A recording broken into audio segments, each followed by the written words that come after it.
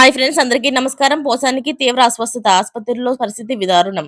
అసలు ఏం జరిగింది అన్న పూర్తి విషయాలు తెలుసుకునే ముందు వీడియోని పూర్తిగా చూడండి. అప్పుడే మీకు పూర్తిగా అర్థమవుతుంది. అదే విధంగా చాలామంది సబ్స్క్రైబ్ చేసుకోకుండా వీడియోని చూస్తున్నారు. దయచేసి సబ్స్క్రైబ్ చేసుకోండి. సబ్స్క్రైబ్ చేసుకోవడం వల్ల నేను చేసే ప్రతి వీడియో అప్డేట్ మీకు ముందుగానే నోటిఫికేషన్ రూపంలో వస్తుంది. అదే విధంగా లైక్ చేయడం మర్చిపోతున్నారు. దయచేసి లైక్ చేయండి. లైక్ చేయడం వల్ల ఇటువంటి ఇంపార్టెంట్ ఇన్ఫర్మేషన్స్ చాలా మందికి రీచ్ చేసిన వాళ్ళు అవుతాం.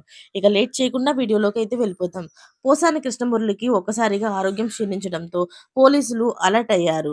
శుక్రవారం ఉదయం రాజంపేట జైలుకు తరలించగా ఒక్కసారిగా కడుపులో నొప్పి, విరోచనాలు కావడంతోని పోలీసులు హుటాహుటిన వైద్యుల సమక్షంలో వైద్య పరీక్షలు నిర్వహిస్తున్నారు.